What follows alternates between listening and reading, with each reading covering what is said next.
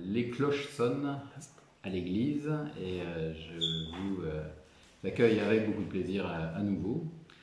Nous sommes sur un effectif réduit mais dense puisque j'ai le plaisir de répondre à vos questions avec Laurent Tarassi qui est actuellement derrière la caméra mais qui viendra s'asseoir pour les moments où ce sera à lui de répondre.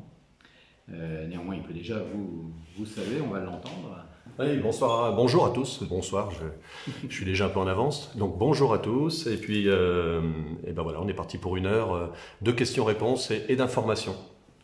Très bien, donc nous avons effectivement un peu libéré les autres adjoints ou conseillers délégués qui depuis plusieurs semaines se relayent à mes côtés.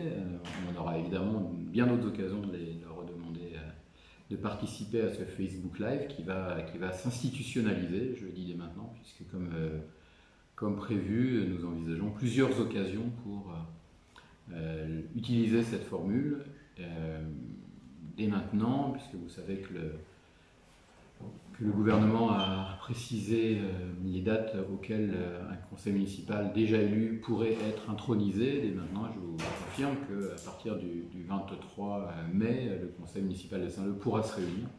Nous allons trouver une date dans les prochaines heures avec l'équipe municipale et la proposer au conseil municipal.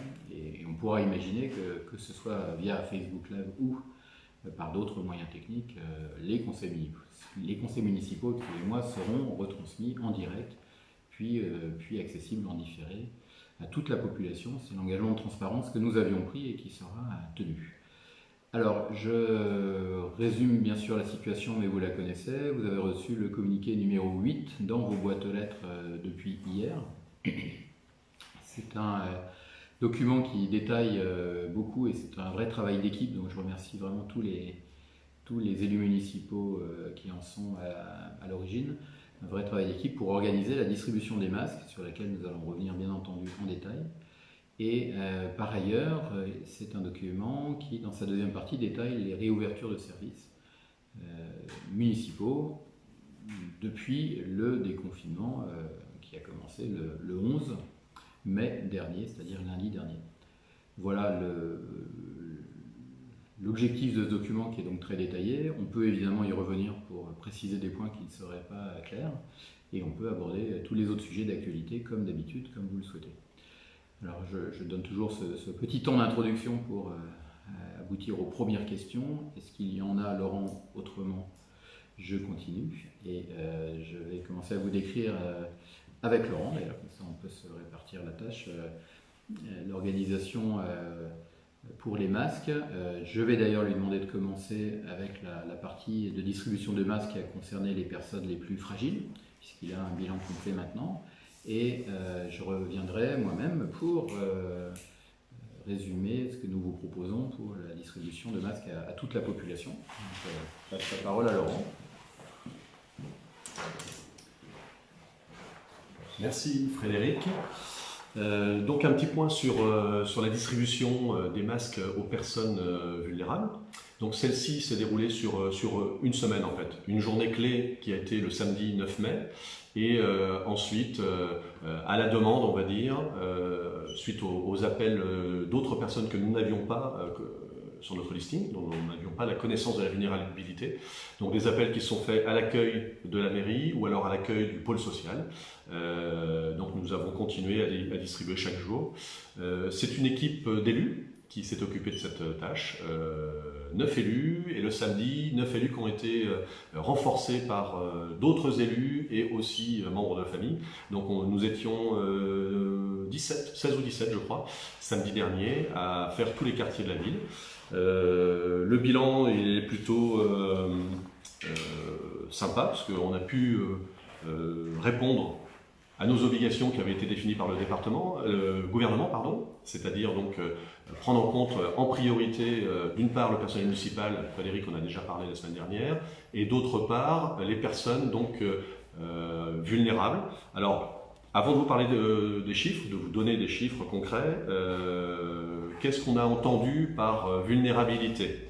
La première chose déjà, c'était tout le groupe de personnes qui est suivi déjà depuis de nombreux mois par le CCAS, donc le Centre communal d'action sociale, et qui est aidé. Donc, alors, toutes ces personnes-là n'ont pas eu forcément de masque parce qu'on a aussi inclus dedans une notion de faiblesse physique, on va dire. Voilà, ces personnes qui sont aidées par le CCS mais qui sont tout à fait aptes physiquement pourront venir au tout début de semaine récupérer un masque normalement. Donc, on a vraiment traité que les gens qui, en plus, avaient des problèmes physiques. On a fourni en masque les gens qui sont aussi suivis par le CCAS et qui, notamment pour tout ce qui est canicule ou grand froid. Donc on a un petit groupe de personnes qui sont suivies depuis aussi, pareil, quelques mois ou années. De façon arbitraire, et ça c'est cette limite d'âge qui est donc 80 ans, et pas venue par hasard en fait. Auparavant, nous étions répartis les rôles et nous avions appelé dans les quartiers beaucoup de personnes à partir d'un listing qui était la liste des colis des aînés, les colis de Noël qui sont donnés chaque année à nos aînés et qui sont donc les gens qui ont plus de 65 ans. Et on s'est rendu compte à l'usage que les personnes en question, la plupart du temps, c'est plus comme il y a 50 ans. Quelqu'un de 70 ans aujourd'hui ou 75 ans aujourd'hui, il est jeune en fait. Donc voilà, c'était vraiment 80 ans, c'est là où on voyait vraiment un changement. Donc on a dit tous les gens de plus de 80 ans, on va aller les voir et on va leur apporter des masques. Et puis ensuite, tous les gens en dessous de 80 ans, dont on avait connaissance d'un problème physique, une faiblesse physique importante, on parle de maladies lourdes, je donne des exemples très concrets, ce sont des cancers, ce sont des diabètes prononcés et assez forts, ce sont des greffes, des problèmes cardiaques, enfin bon voilà. Dès qu'on avait connaissance d'une pathologie plutôt importante et qui du coup était amplifiée avec le risque Covid-19, on est aussi allé voir ces gens-là. Donc voilà grosso modo la population dont on s'est occupé, dont on a pris soin. Et le bilan, ce sont donc 326 personnes au jour d'aujourd'hui qui ont été recensées, on va dire, vulnérables, dans ces créneaux que je viens de vous décrire. Et 293 personnes sur ces 326 ont donc reçu un ou deux masques, ça dépendait des fois. Donc en fait, on a pu aller à la rencontre de 90% des personnes vulnérables. On en a sans doute loupé, parce que finalement, on ne tient pas un listing très précis, on n'a pas connaissance de chacune de vos vies à tous. Donc, pour le coup, si ces gens dont on n'a pas connaissance ne se sont pas manifestés en mairie, clairement, ils n'ont pas eu de masque. Mais bon, je pense que le travail a été fait sérieusement par l'équipe, en tout cas avec beaucoup d'engagement, beaucoup de volonté. Je les remercie tous.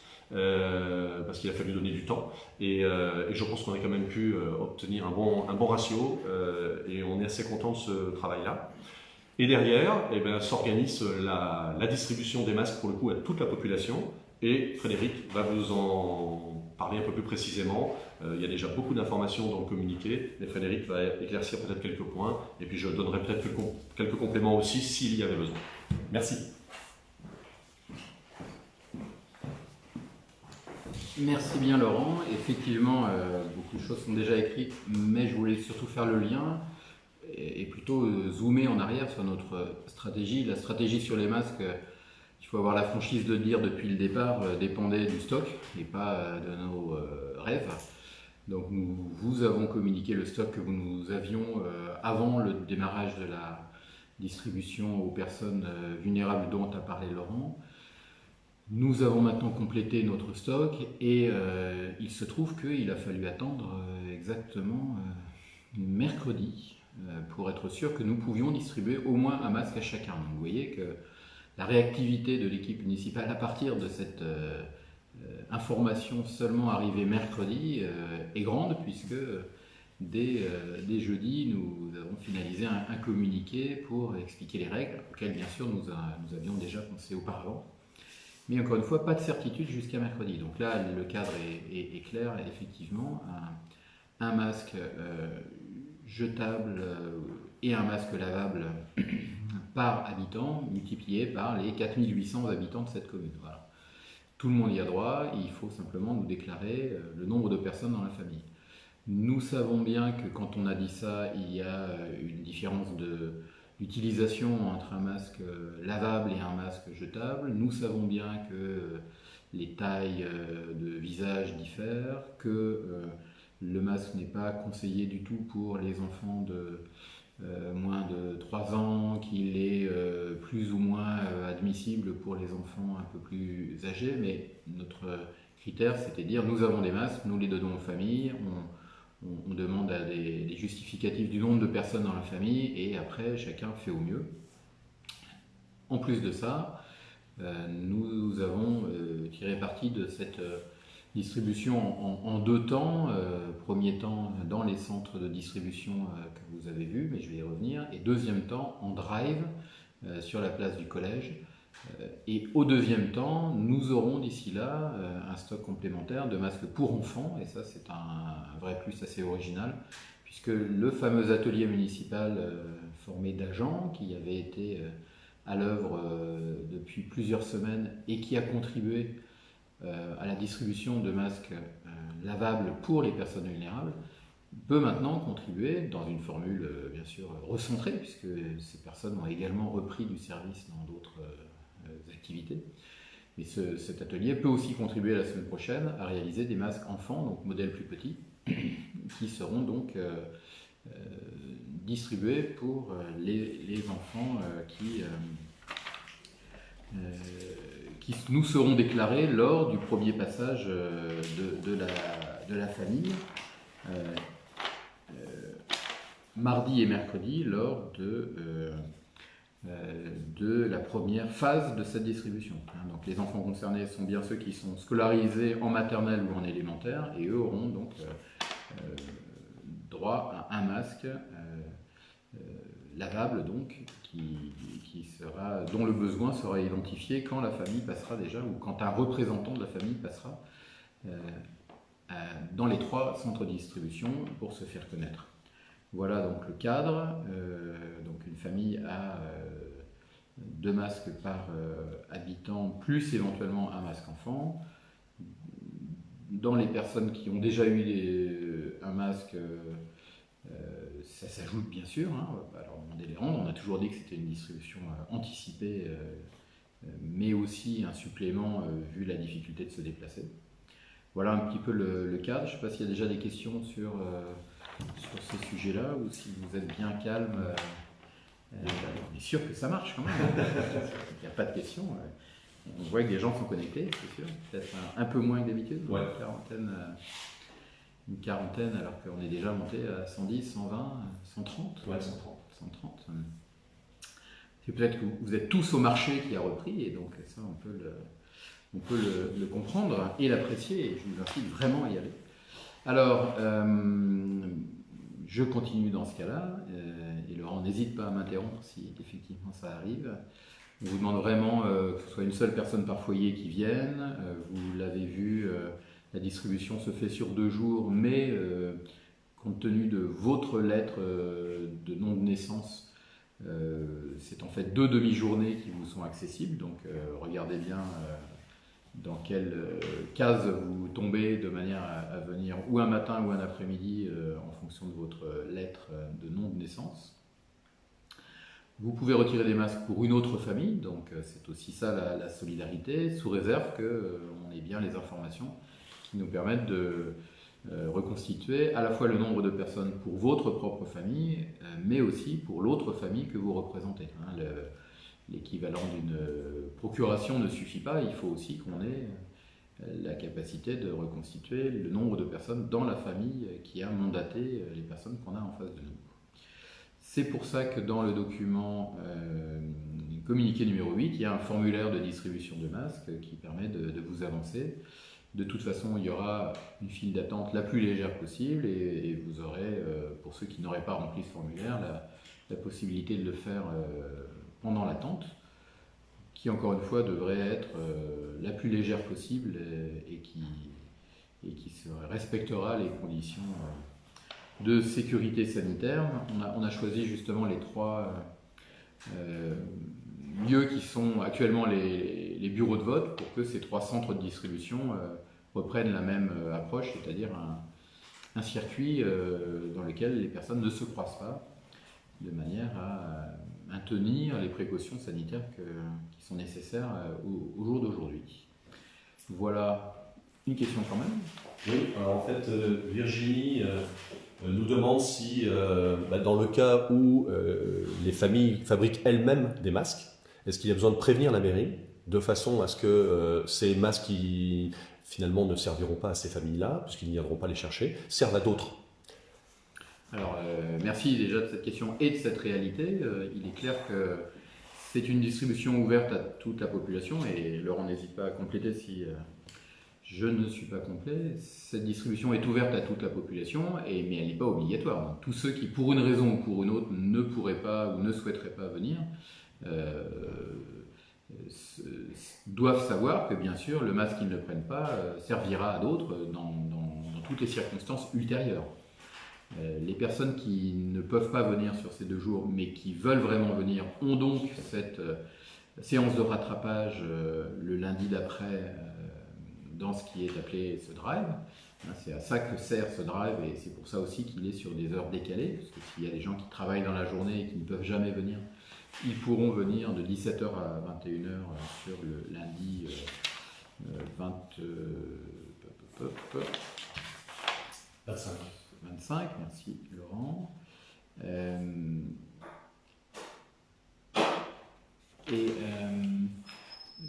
Les personnes qui ne viendraient pas du tout, nous permettront de garder un stock qui va d'ailleurs continuer à augmenter en fonction de différentes commandes, et nous verrons bien après quelles sont les autres distributions que nous pouvons faire. Laurent veut compléter ? Non, mais c'est juste pour aller tout à fait dans ton sens, Frédéric. C'est pas la peine de prévenir la mairie parce qu'on ne tiendra pas le compte. Voilà, mais en tout cas, d'avance, merci. Et puis on fera à la fin de la distribution des 3 jours un compte pour savoir ce qui nous reste et voir s'il est possible de refaire une distribution. Enfin, on avisera au fur et à mesure. En tout cas, on va pas les garder pour nous, c'est sûr. C'est ça.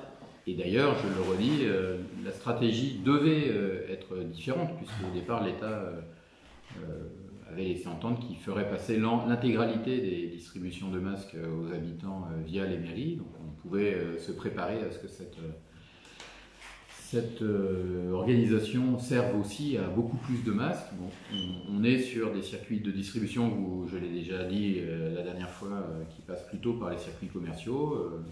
On en prend acte, on a quand même des masques complémentaires à donner aux personnes vulnérables ou à notre population.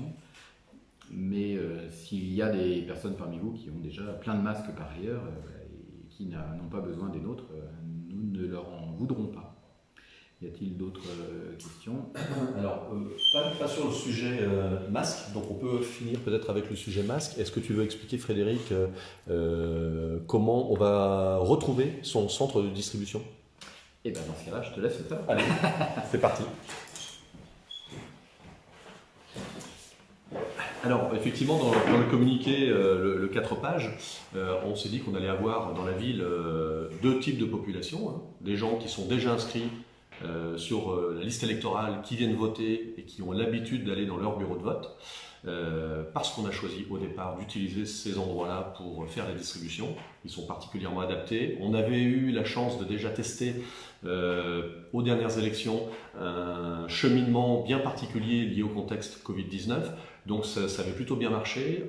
On va rééditer un peu la même opération, la même signalisation, le même fonctionnement, de façon à ce que tout le monde respecte bien les distanciations et que ce soit le plus sain possible. Mais il y a aussi toute une population qui ne vote pas, qui ne sont pas inscrits sur nos listes électorales, soit par choix, soit parce que ce sont de tout nouveaux habitants qui ne sont pas encore référencés. Donc on s'est dit qu'il fallait être le plus clair possible et faire connaître le bureau de vote auquel ils appartiendraient s'ils étaient inscrits sur la liste électorale. En tout cas, leur dire comment aller rejoindre, comment voir, reconnaître leur centre de distribution. Donc on a fait un petit plan coloré. Donc pour ceux qui ont l'habitude de regarder les plans, en fonction de l'endroit où vous habitez, vous voyez tout de suite la couleur et le nom du centre et son adresse. Et si jamais ça vous paraît pas super clair, il y a une deuxième chance pour retrouver son centre de distribution. Vous retrouvez dans cette liste-là le nom de votre rue, et donc vous avez directement accès au centre de distribution en question avec donc son adresse. Voilà. Et donc ces centres de distribution-là ne seront utilisés que pour les 2 premières dates. Hein, pour rappel, c'est donc bien le lundi mardi 19 mai et le mercredi 20 mai. Voilà, pour la partie drive, ça aura lieu sur le parking du collège et uniquement le lundi d'après, donc le 25 mai. Voilà pour la partie centre de distribution. Merci. Alors, j'en ai profité pour regarder une question sur la provenance des masques. Donc, c'est une précision qu'effectivement on peut donner, notamment ceux du conseil régional. Nous vous avions dit en toute transparence que nous avions constitué des masques limités avec nos propres commandes, que nous ne comptions plus sur des stocks globaux de l'État, mais que nous comptions encore sur les stocks du conseil régional. Il se trouve qu'effectivement, notre dotation est arrivée lundi, mais nous nous sommes rendus compte que, contrairement à ce qui était largement annoncé, il n'y aurait pas un masque du conseil régional pour chaque habitant. Donc c'est pour ça que nous avons pu compléter seulement mercredi notre certitude que nous pouvions distribuer un masque par habitant sans avoir besoin de se poser des questions sur les tranches d'âge. Donc nous remercions beaucoup le conseil régional pour ce qu'il a pu faire. Nous constatons que malheureusement la livraison n'a pas été totalement conforme à ce que nous imaginions, mais c'est pas grave, nous nous sommes débrouillés autrement. Donc voilà déjà une réponse à une question. J'ai bien noté une question sur le marché Picard, ça c'est sur toutes les animations. On peut peut-être la traiter dans la foulée, parce que c'est souvent la technique de ce Facebook Live. Le marché Picard est une animation intercommunale qui devait avoir lieu en juin. Pour les animations municipales, nous avons tout annulé sur juin. Le marché Picard a aussi été annulé sur la version de juin par l'agglomération de Creil. Il était envisagé qu'il ait lieu en septembre, mais nous n'avons pas trouvé entre les différentes communes concernées de date suffisamment pertinente pour qu'il puisse se tenir en septembre. Donc il est malheureusement annulé cette année. Mais nous sommes en train déjà de travailler avec une personne qui nous rejoint dans l'équipe culture événementielle. Nous sommes en train de travailler sur un concept de fête de la rivière pour le mois de septembre, dont on aura évidemment l'occasion de reparler et qui fera partie des nouvelles animations que nous méritons bien après ces mois difficiles et après ces annulations nombreuses. Donc une nouvelle animation évidemment centrée sur les berges qui ont été réaménagées l'année dernière et qui méritent bien qu'on crée des animations festives pour les mettre en valeur. Donc rendez-vous en septembre et bien avant d'ailleurs sur ce sujet. Y a-t-il d'autres questions? Oui. Si tu veux, je peux répondre sur reprécision sur les enfants élémentaires, collégiens, etc. Voilà. Et puis à Montataire, il semble que le conseil départemental distribue un masque. Je pense que c'est également un stock du conseil régional. Hein. C'est pas une confusion. C'est une confusion fréquente. Je pense que c'est vraiment des masques du conseil régional plus des stocks municipaux. Par contre, il y a bien un effort du conseil départemental qui peut livrer des masques dans les établissements de personnes âgées. Par contre. Donc tout le monde s'en occupe et tant mieux. Laurent? Merci. Donc oui, c'est pour répondre à une question d'Aïssata et revenir sur qui a droit au masque. C'est très très clair, c'est ce qu'a dit Frédéric tout à l'heure. Hein. Tout habitant de la ville aura le droit à un masque jetable et un masque réutilisable, lavable, réutilisable, quel que soit son âge. 4800 habitants, 4800 x 2, d'accord. Et voilà. Il se trouve que tous ces masques-là sont à des tailles adultes. Donc ça veut dire que les bébés, les enfants d'école maternelle, les enfants d'école élémentaire, les collégiens, etc. auront droit à ces masques-là, mais par contre ils seront tous des tailles adultes. Et c'est comme ça que le conseil régional a défini les dotations données aux communes. Il n'y a pas de masque taille enfant qui a été fourni aux communes. On s'est dit que c'était un petit peu dommage et du coup le fameux atelier couture qui a été mis en place avec le personnel municipal, donc je rappelle qui était composé des ATSEM des écoles et des préparatrices culinaires, et bien elles se sont dit nous on va fabriquer aussi des masques taille enfant. Voilà. Ces masques taille enfant ne seront pas du tout adaptés pour des bébés non plus, donc entre 0 et 3 ans il n'y aura pas de masque pour taille enfant pour cette tranche d'âge-là, et non plus pour les collégiens. Ce ne sera valable que pour les enfants scolarisés en maternelle ou scolarisés en élémentaire. Voilà.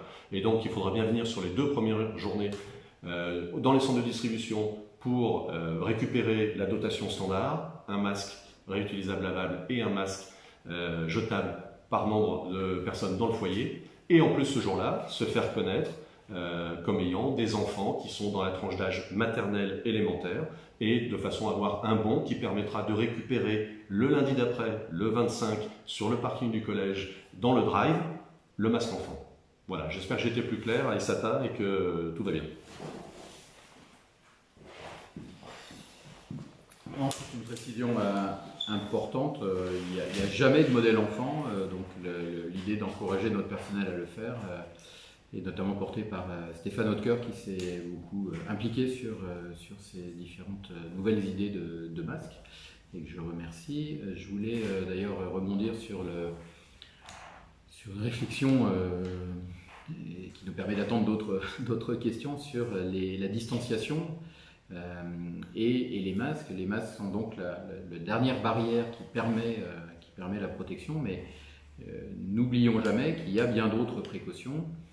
Pour ceux qui sont déjà allés au marché qui a repris ce matin, nous avons utilisé le quart de la place de la République comme d'habitude, en renforçant les barrières autour du périmètre et en demandant aux commerçants de se mettre contre ces barrières, ce qui fait qu'il y a une place centrale, une mini placette centrale, où le public peut se croiser dans les bonnes conditions de distance, où les files d'attente que j'ai vues, c'est quand même assez rare au marché de Saint-Leu, qui peuvent se former sans problème.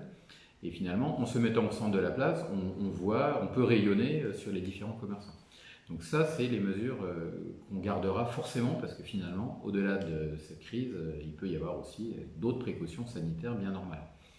Dans les services municipaux qui rouvrent, mot paradoxal, rouvrent, il y a une réouverture, mais ça rouvre.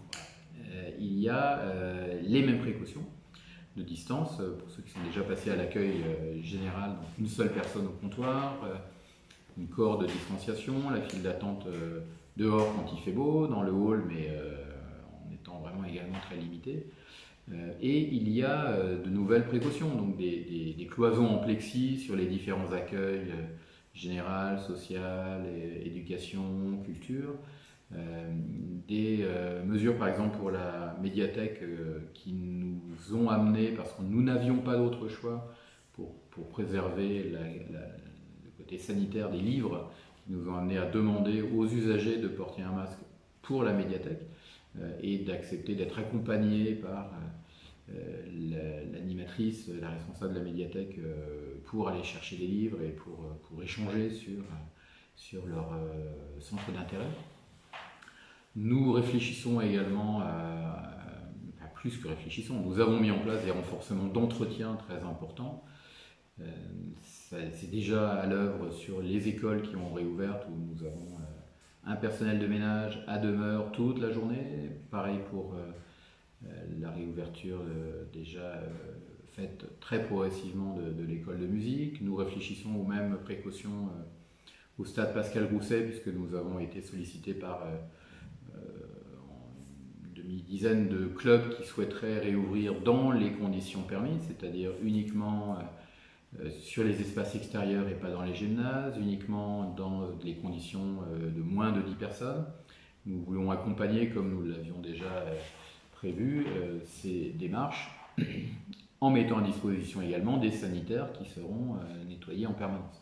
Donc ça fait partie du surcroît d'énergie et d'imagination à avoir pour nous réorganiser, pour pouvoir tenir cette promesse sanitaire. Voilà sur ce à quoi m'a amené la réflexion sur les masques. Est-ce qu'il y a eu entre-temps d'autres questions? Autrement, je peux continuer sur les précautions prises dans les différents services. Non, il n'y a pas plus de questions. Après, on pourra aborder plus précisément les associations sportives, voir ce qui a été discuté et où en sont justement en fait, les échanges. Je le fais dès maintenant, effectivement. Quand j'ai parlé d'une demi-dizaine de clubs, c'est donc sur Pascal Grousset, c'est donc pas l'intégralité du tissu associatif sportif. Certains sports n'ont pas pour l'instant émis de souhait parce qu'ils prennent eux-mêmes des précautions sanitaires supérieures. ou parce qu'ils sont interdits complètement de réouverture. Les sports de combat sont totalement interdits, compte tenu évidemment de la proximité des combattants. Néanmoins, les clubs qui le souhaitent, et c'est déjà le cas dans les clubs qui nous ont déjà fait des demandes, peuvent organiser une réathlétisation, ou ce que le ministère des Sports appelle des activités alternatives, c'est-à-dire qu'ils se retrouvent dans la limite de moins de 10, mais pour faire des activités différentes de celles qui ne sont pas possibles. On est également sur une réouverture du tir à l'arc, avec là aussi une précaution sanitaire qui est que les toilettes sèches ne seront pas accessibles pendant cette période. On est sur une réflexion qui ne peut pas être terminée encore avec le club de voile et avec la base de loisirs sur la réouverture de tout cet espace qui lui demande à ce stade, au-delà des précautions sanitaires qui sont déjà tout à fait envisagées par les clubs concernés, qui demande effectivement un échange au sein du syndicat intercommunal, voire avec la préfecture. Donc là, on est en train d'avancer dans les prochains jours. Et c'est bien la traduction que la date du 11 mai a été fixée il y a quelques semaines, mais toutes les discussions précises qui nous permettent de savoir ce qu'on peut faire ou pas faire, ou quelles sont les conditions de réouverture, ont continué cette semaine et continueront encore quelques jours la semaine prochaine. Alors justement, la question sur ce sujet venait de l'association qui fait des cours de Qigong. Oui. Comment doivent-ils procéder pour pouvoir refaire de l'exercice en plein air? Question-réponse en direct cette semaine à nouveau, puisque on avait, je crois, déjà eu la réponse, la question la dernière fois. Donc je confirme et je propose à l'association de nous contacter directement, parce que là, on essaie de gérer l'intérêt général sur ce Facebook-là. L'idée, c'est de savoir si on réouvre le jardin de l'abbatiale, qui normalement est un parc et jardin et qui ne peut pas être réouvert en zone rouge, ou si on propose à l'association de s'intégrer également temporairement dans les associations qui seront accueillies sur le complexe Pascal Grousset, qui est très grand, dans lequel il y a des endroits magnifiques, il y a une vue magnifique sur le reste de la ville. Et dans ce cas-là, dans les conditions que j'ai dit tout à l'heure, l'association pourrait bien sûr exercer en ayant accès également à des sanitaires. Donc je pense que c'est plutôt ça qu'on proposera à l'association si elle nous appelle directement, on va dire qu'elle appelle directement le service des sports. Voilà sur ce point, mais en tout cas, bienvenue dans le cercle de ceux qui souhaitent reprendre. Ok. Alors, je ne sais pas si je reviens un petit peu en arrière. Tout à l'heure, on nous a posé la question. Il y a déjà eu une réponse d'un autre internaute sur le marché. Donc, est-ce qu'il est ouvert? La réponse c'est oui, on l'a déjà dit. Et quels sont les commerçants qui y sont présents?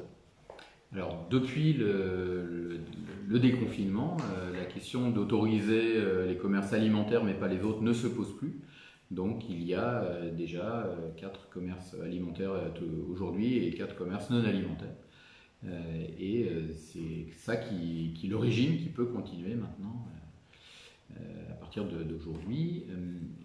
Je propose effectivement d'abord à l'ensemble des habitants de venir en masse sur ce marché. Autrement, sincèrement, après tous les efforts successifs de relance, si on repart encore à quelque chose qui ne dépasse pas 2-3 commerçants, des questions douloureuses vont se poser. Et maintenant, ces questions, elles sont dans la main de chacun. Je sais qu'on est tous amenés à partager nos dépenses sur différentes communes, mais il faut sincèrement et très solennellement les réorienter sur les commerces sédentaires de la ville, permanents, qui rouvrent également, et sur le marché hebdomadaire, de manière à ce que nous gardions notre tissu commercial. Donc je rends d'ailleurs hommage à cette occasion à tous les commerces sédentaires non alimentaires qui ont dû patienter pendant le confinement et qui ont réouvert depuis lundi dernier. A priori, selon mes informations, nos informations, ça se passe bien et les précautions sanitaires sont prises également. On va rester vigilants pour qu'il n'y ait pas d'abus de cette liberté retrouvée. Mais en tout cas, voilà, faisons l'effort de préférer encore davantage notre tissu commercial local. Donc, message entendu par l'association Qigong Falun Dafa. Ils prendront contact avec toi sans problème. Sujet complètement différent. Une question de Madame Flamand qui demande si le Facebook Live va continuer après le Covid-19. Est-ce qu'il va survivre au Covid-19 en fait? Alors merci, et là pour le coup Laurent n'hésite pas à venir compléter, et en tant qu'adjoint à la communication, comme je l'ai dit effectivement au tout début en introduction, mais la personne n'est peut-être pas encore arrivée, nous voulons vraiment faire le lien avec l'exigence de transparence que nous avons portée dans la campagne électorale et depuis. Et la transparence, c'est effectivement que ce genre de communication puisse perdurer. Alors nous souhaitons qu'il y ait un relais en direct des prochains conseils municipaux d'une part, et c'est donc pas rien puisqu'il faut trouver les moyens techniques de le faire, et on trouvera un moyen technique, même s'il n'est pas définitif, dès le prochain conseil municipal d'intronisation du maire et des adjoints, parce que c'est un moment solennel qui peut aussi être transmis en direct. Et puis, bien entendu, ça nous a fait envie, toutes ces questions qui arrivent en direct, ça nous force à être au point, et une démocratie représentative qui passe par les échanges entre élus qui continueront, avec une opposition réduite numériquement, mais qui garde toute sa valeur démocratique. Ces échanges auront lieu au sein de chaque réunion du conseil municipal, au sein des réunions de commissions municipales plus restreintes, mais qui nous restent à reformer. Et cette démocratie aura lieu également sur le plan des démocraties participatives, c'est-à-dire tous les citoyens qui ont voté pour les élus qu'ils souhaitaient, mais qui ont envie aussi de continuer à donner leurs avis. Et pour cela, le fait de retransmettre des réunions en Facebook Live ou sur un autre moyen, d'avoir des questions en direct, c'est une formidable opportunité. Donc on pourrait imaginer que les réunions publiques, comme le conseil municipal, fassent aussi une petite part en fin de réunion, et en ayant probablement juridiquement suspendu la séance, comme on le fait déjà, permettront aussi des réponses en direct. Actuellement, on ferme la séance parce que nous devons le faire quand il y a des questions dans la salle des conseils municipaux, de la part du public, peu nombreux mais très motivés, et il faut fermer la séance. Et puis après, quand on reprend des questions d'autres élus, on la rouvre, et bien on pourra faire la même chose si on a des questions qui viennent des personnes qui ne se sont pas déplacées, mais qui sont attentives sur Facebook Live ou sur un autre canal interactif. Voilà ce que je peux dire. Tu veux compléter, s'il te plaît? Oui, alors ce Facebook Live, c'est un outil extra, hein, on se prend nous aussi au jeu. Frédéric l'a dit, c'est motivant, c'est challengeant, ça a le mérite de nous pousser un petit peu parce qu'il faut arriver prêt et avoir les infos et pouvoir répondre. Voilà. Après, il est aussi bien de rappeler peut-être un petit peu voilà, à quoi ça sert. Ce n'est pas un forum. Ce n'est pas un forum où on se lâche et caché derrière son écran ou avec un faux compte Facebook, on balance n'importe quoi. Typiquement, la première question, à quoi sert la police municipale? Ça n'a aucun intérêt, ça n'aura pas de réponse. S'il y a un sujet police municipale, venez nous voir en mairie et on sera tout à fait disponible pour en discuter, il n'y a pas de problème. Mais bon voilà, le souhait vraiment de notre part, ce sont des questions qui peuvent être des critiques sans aucun problème positives, construites, argumentées. Et on essaiera de vous expliquer pourquoi éventuellement on ne fait pas comme vous l'entendez, et on aura sans doute aussi des arguments. Et c'est vraiment un échange. L'idée, c'est vraiment de l'information en direct, claire, sincère, complètement transparente. Mais par contre, pitié, pas de forum, pas de petits pics, des machins qui servent absolument à rien. C'est pas l'objet. Donc forcément, des règles de respect mutuel doivent être toujours présentes. Et à ce titre-là, le Facebook Live, du coup, continuera. Alors après, toutes les semaines, nous verrons si c'est judicieux. Peut-être que vous allez vous lasser, peut-être que vous vous lassez déjà, parce que on pourrait imaginer aujourd'hui que c'est l'effet marché qui a retiré du monde présent ce matin, mais on est à moitié moins. Hein, de 120, on est plutôt 60 là en ce moment. Donc peut-être que vous vous lassez aussi. Et ben, nous, on va voir si ça vaut le coup peut-être d'espacer un peu plus. Et surtout qu'on a aussi une autre idée, Frédéric, tu veux peut-être en parler, je vais te laisser le fait de l'annoncer, mais éventuellement les réunions du samedi matin. Voilà, donc ça pourrait tout à fait compenser. Et là, pour le coup, sur des thèmes uniques, précis, avec en direct, mais Frédéric va vous en parler. Voilà.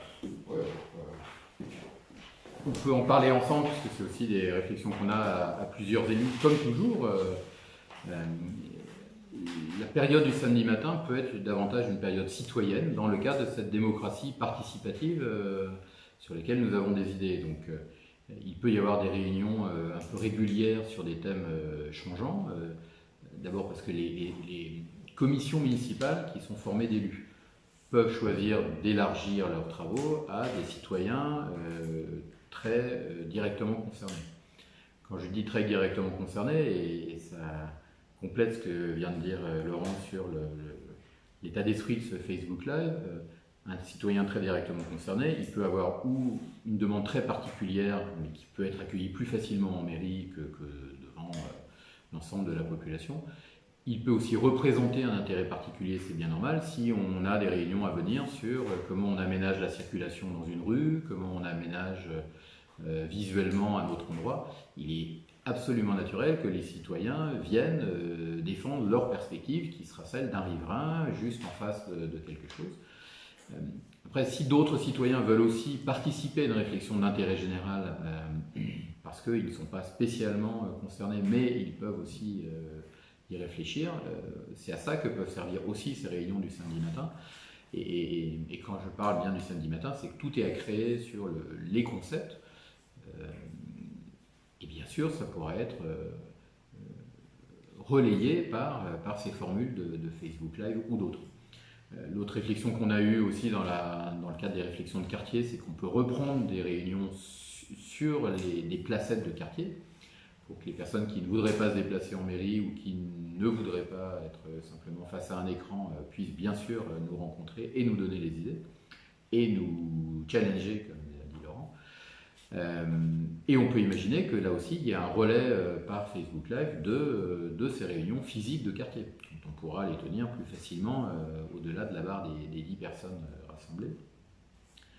Et puis également, preuve supplémentaire que nous ne manquons pas d'idées, il y a également des réunions d'appartements qui peuvent être démultipliées par Facebook Live. Et souvent, le concept de réunion d'appartements, c'est que pendant les campagnes électorales. Mais il y a aussi des personnes qui peuvent accueillir certains élus parce qu'elles-mêmes ne peuvent pas sortir. Et dans ce cas-là, on peut aussi relayer ces demandes via un écran. Donc, vous voyez, cette crise avec ces énormes contraintes nouvelles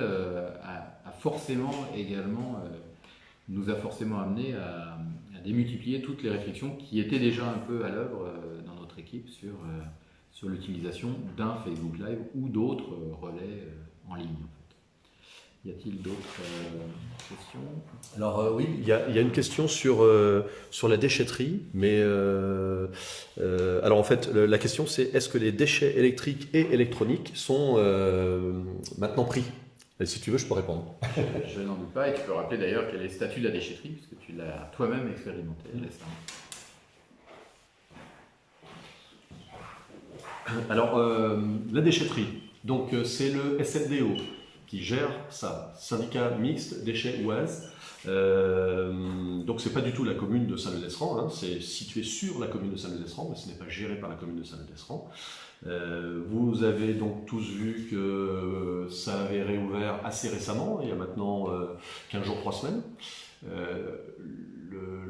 La possibilité d'y aller ne peut se faire que par prise de rendez-vous sur Internet, donc sur le site du SMDO, facile. Vous tapez sur votre moteur de recherche, SMDO, hein, vous envoyez et vous allez tout de suite tomber sur la première adresse qui va bien, syndicat mixte déchets Oise.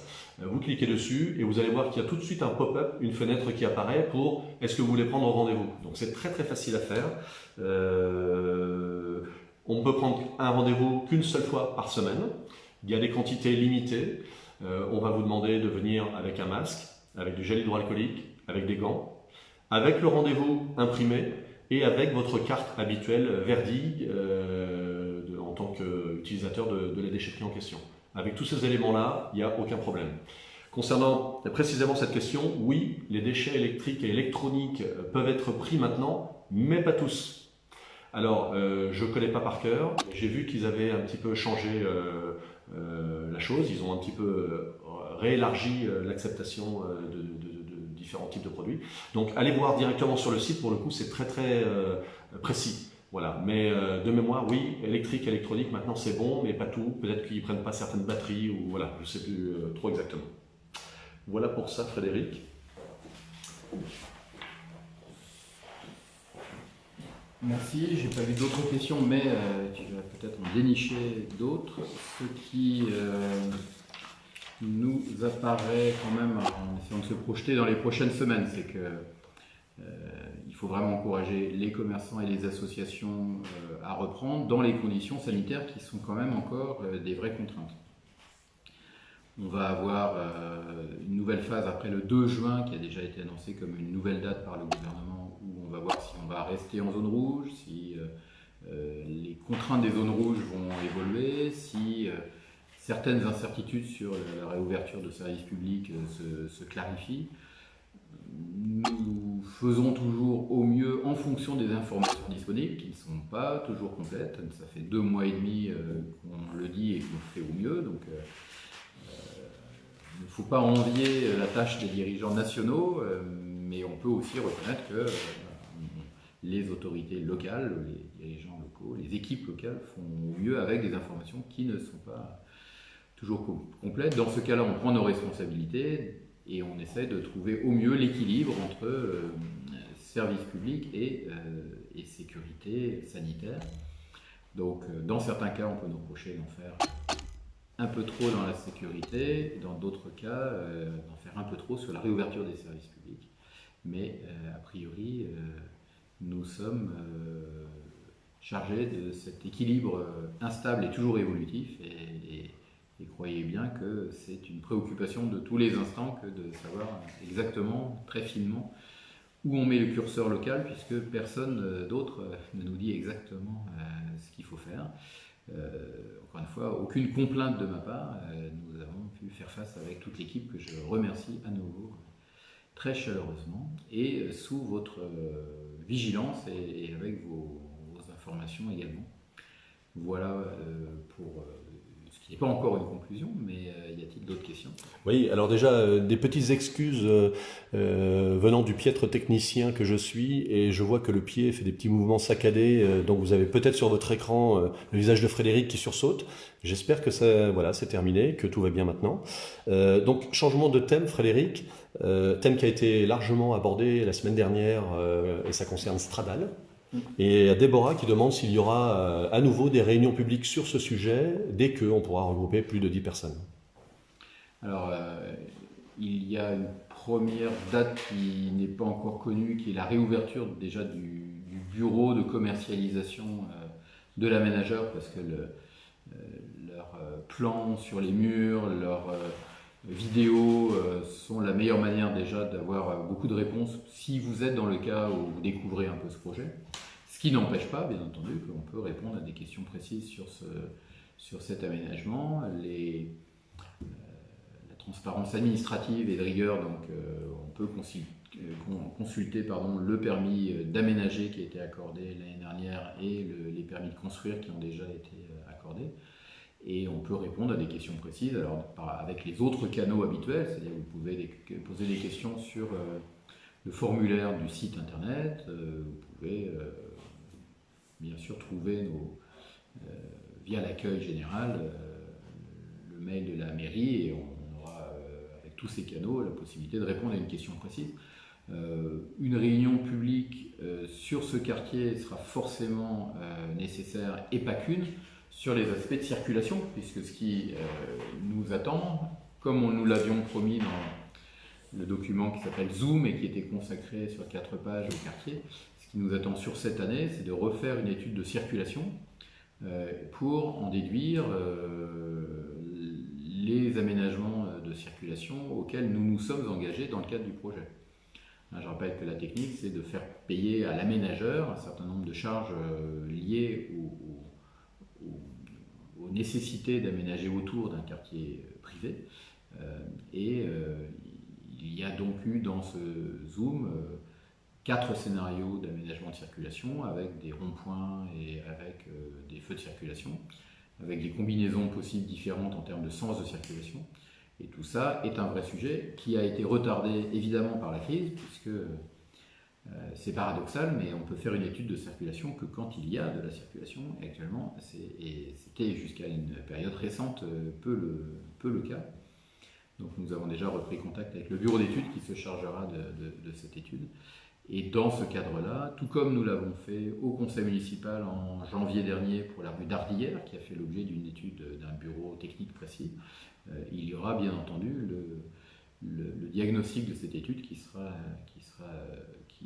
présenté en séance publique, parce que c'est également nos promesses normales de transparence. On peut imaginer d'ailleurs que ce soit dans une réunion de conseil municipal ouverte au public et retransmise en live qu'on peut aborder ces sujets. S'il faut faire une réunion publique spéciale, ça peut être encore une fois sous la forme d'un samedi matin, parce que dans ce cas-là on aurait des panneaux d'information que vous pourriez découvrir tranquillement de manière individuelle, soit parce qu'on veut organiser une concertation ou avec des riverains ou avec des gens spécialement concernés. Donc la réponse est oui, c'est évidemment l'un des 6 gros chantiers qui ont été identifiés dans notre programme 2020-2026. C'est la bonne intégration de ce nouveau quartier dans la ville, et ça passera par les occasions que vous m'avez donné l'occasion de rappeler. Merci pour ça. Y a-t-il d'autres questions? Non.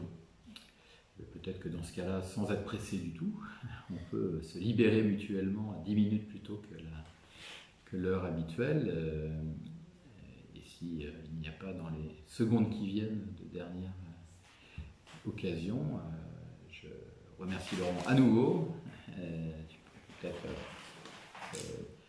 on ne peut pas s'asseoir. Oui, en tout cas, et on vous salue tous les deux, et au nom bien sûr de l'ensemble de l'équipe municipale pour votre assiduité, avec bien sûr toutes les réflexions qu'on a évoquées sur les prochaines occasions de se rencontrer.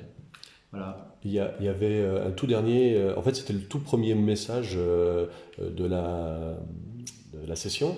C'est Bernard Baudet qui te souhaitait un joyeux anniversaire. Est-ce que c'est ton anniversaire par hasard? Et voilà, ça arrive à tout le monde. Donc merci Bernard, et bravo à tous pour tout ce que vous faites. Merci, bonne journée. Bonne journée. Au revoir.